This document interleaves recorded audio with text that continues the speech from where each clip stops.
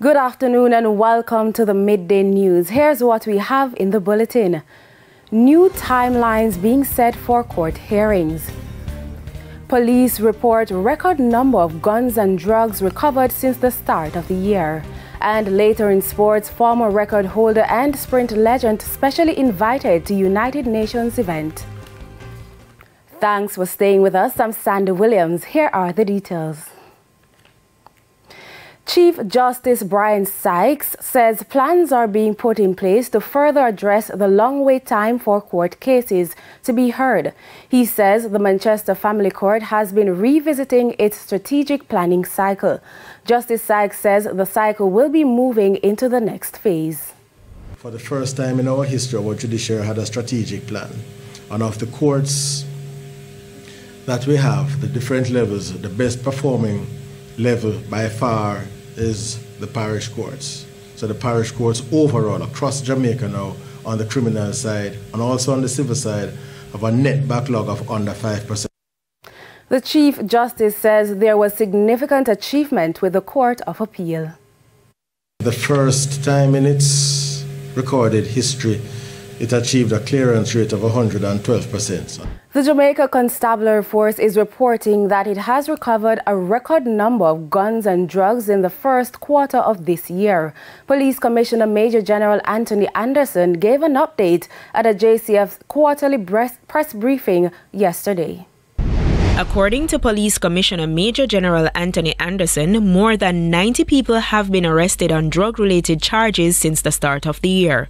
This he attributes to the collaborative efforts of the JCF and local and international security partners. As our intelligence capacity increases and our collaboration with our key partners locally and overseas improves, we are already seeing the benefits. In the first quarter of 2023, there were drug seizures totaling 1,563 kilograms of cocaine and 4,204 kilograms of ganja. 94 persons were arrested and charged for drug-related offenses over the period. In relation to gun seizure, General Anderson said the number of firearms seized during the first 3 months of this year is the highest recorded in the country over the last 6 years. There were also significantly 2 major gun seizures at the port, a shipment of 22 guns in January and 59 in February, taking the total seizures for the quarter to 225. This represents the highest seizure since 2017.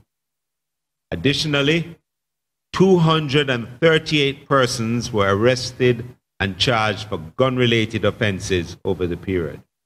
The police commissioner explained that the police force will continue to build its capacity of detectives to investigate gang-related cases by taking a multi-agency approach. Just last week, we launched the Advanced Counter-Gang Training course in collaboration with America's National Center for State Courts and the U.S. Bureau of International Narcotics and Law Enforcement Affairs. This multi-stakeholder training program is aimed at strengthening the capacity of the entire law enforcement community to investigate, prosecute, and ultimately secure convictions in organized crime cases.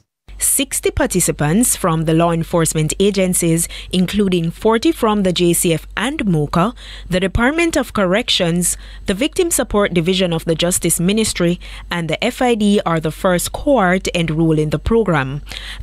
The training is expected to lead to more arrests and convictions as the police attempt to disrupt more criminal organizations. Raquel Porto for TVJ News. Meanwhile, the 2 men who were fatally shot by police in Kingsland, Manchester yesterday have been identified. They are Dwayne Baker of Kingsland District and Cameron Witter of Knockpatrick District, both in Manchester. The men who were suspected of stealing goats in neighboring St. Elizabeth were shot dead after a motor vehicle chase and a gun battle with the lawmen. The police say a firearm was recovered at the scene of the shooting in Kingsland. And it's time for a break, but stay with us. More stories when we return.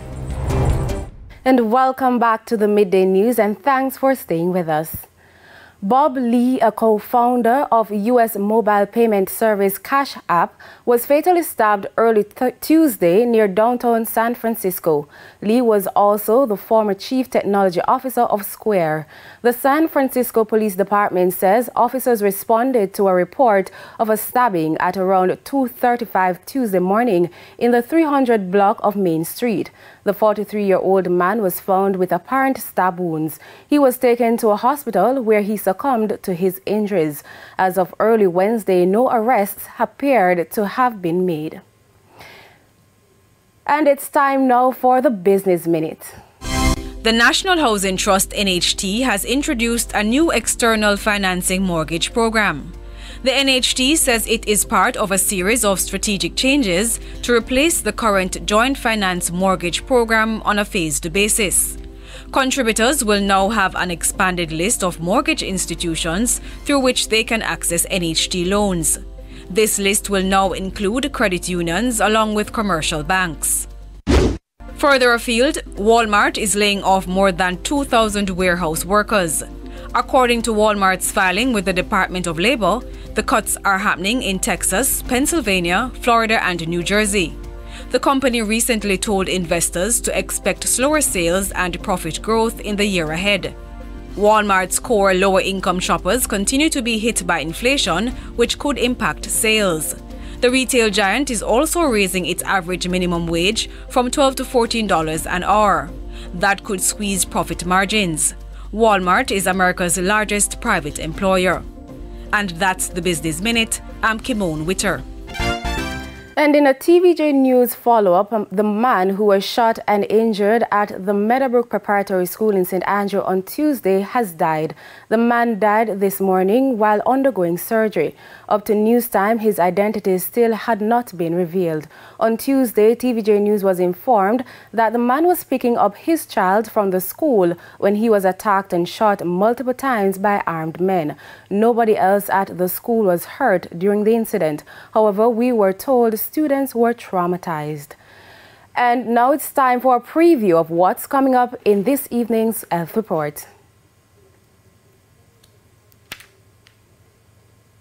In this evening's Health Report, we'll look at Candida auris. The fact that it is becoming so much more common, this is a germ that could live on your skin. So you could transmit it between family members, between people that you spend time with and are in close contact with. And that means that you could have spread of colonization. So you're not sick, but you have the fungus now on you, living with you. Once it's present, then if you become vulnerable to infection and the fungus takes advantage of that, all of a sudden now you have a serious infection. That's the Health Report in Primetime News at 7. And now for today's Healthy Living tip. Take antifungal medication exactly as prescribed. Follow all medical and hygiene advice given by your doctor. Avoid touching broken skin or bandages from the wound. And wash your hands often with soap and warm water. And here's Karen Simpson with the top regional and international stories. In the region, the United Nations Human Rights Council has adopted a resolution calling for the appointment of an independent rights expert on Haiti. This as there's mounting concern over deadly gang violence engulfing the country, threatening livelihoods and pushing half the population into hunger. The UN said an independent expert mandate on Haiti had been created by the Council in 1995 but was discontinued in 2017. The current resolution calling for coordinated and targeted international action was sponsored by Haiti itself.